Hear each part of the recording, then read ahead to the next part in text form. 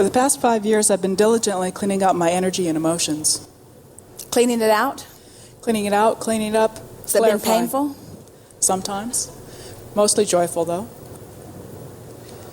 The inner beings of my birth family, friends, and coworkers have noticed that I have wonderful, coherent energy to the point that they're energy vampires. Then I feel drained. How can I continue to purify my own energy while preventing others from claiming a free ride? Well, when you are really in alignment with the stream, it is infinite, and no one can ever take so much that you would feel any deficiency. In other words, when you're really tuned in, tapped in, turned on, there's no such thing as an energy vampire, because that implies that there is this limited, quantifiable amount of energy, and that like oxygen in a tank, and if you get too many people breathing on your tube, then you'll be out. And it isn't like that at all. It's an infinite stream. But we think what sometimes happens is you get yourself into alignment because it's easier to do when you're off by yourself. It's easier to control your thoughts and to project your attention into places or areas that make you feel good. And then sometimes when others enter your environment and you give your attention to them, you let their vibration become too big of a vibrational factor in your own. And then you lose your connection and you associate it with them because it happened in response to your now giving your attention to them, you see. So the point is I need to focus on my own clarification? What we really want you to hear, all of you, relative to everything that we're talking about here today, we want you to focus with an ear to the ground, so to speak, as how it feels while you focus. We want how what you're thinking feels to be more important than the subject of what you're thinking. Esther watched the presidential debates. For heaven's sakes. And her excuse was, I want to be informed, or I think it might be interesting, or I might want to sway the effect of it in some way. And then she watched the second one, and we said to her, when you found out how watching the first one made you feel, why would you dive in for more? And it's because Esther and almost all of you use many things as your criteria for what you focus upon in your now other than how it feels. And we want how it feels to be the first priority and everything else to fall into place long after that, you see.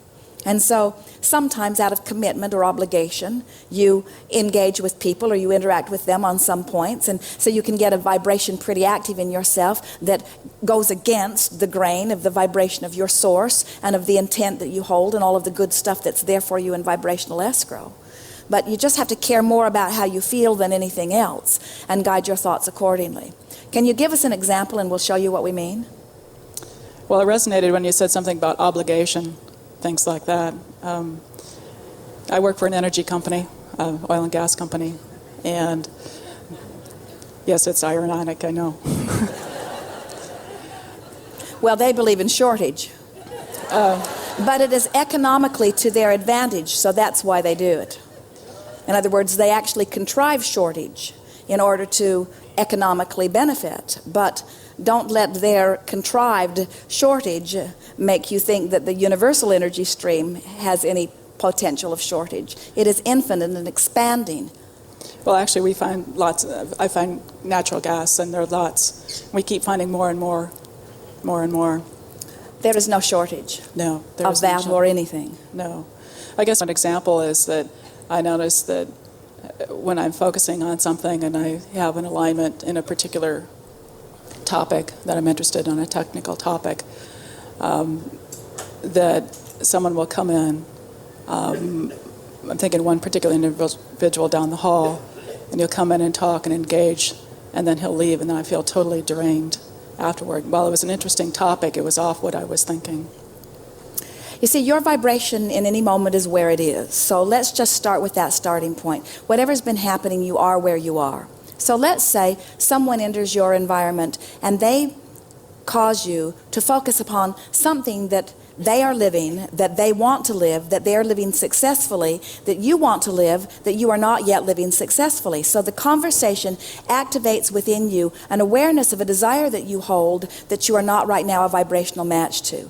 That would give you a feeling of discord. But in that sense, you were not in the vibrational place you thought you were. In other words, all they did was, through their conversation, speed up your energy of desire, and the vibration of belief where you are now sticks out like a bigger, sore thumb. It's the same story as when you are driving a car 100 miles an hour and it hits a tree. It's a bigger problem than when you're driving a car 5 miles an hour and it hits a tree.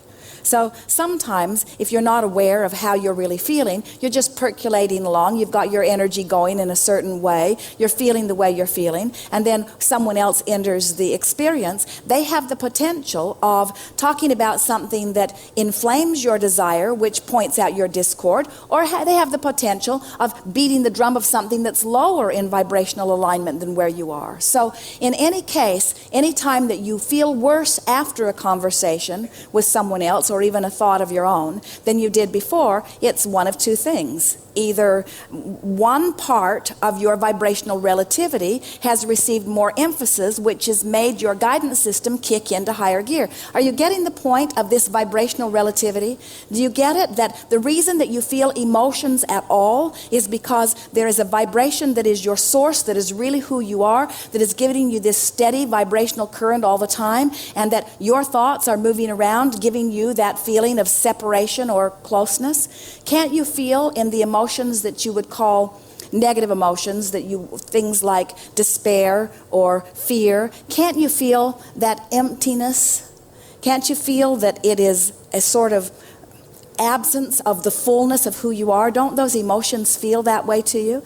The reason that they feel that way to you is because when you choose a vibration that does not allow the fullness of who you are to be present in this moment, then you don't feel so good. So now let's go back to the beginning and see what you're saying. So you're saying, I can feel sometimes that when someone else enters into an interaction with me or a conversation with me, that something happens then in my vibration that keeps me from being as fully in alignment as I was before they got there. And we say, well then, after that happens, after the fact, you can say, well, I don't want that. I know what I do want. I want to be in more control of my own vibration. Use that for leverage then. Say again? Use that for leverage.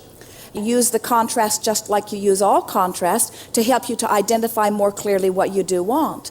But you could potentially have a negative conversation in which makes you want to have better conversations, and then have another which makes you want to have better conversations. You could go on like that indefinitely. People do that where they have an experience that they don't like, which causes them to launch a clear rocket about what they do want. But if they don't do anything about cleaning up their vibration in order to match the rocket, then they just stay in that more and more uncomfortable place.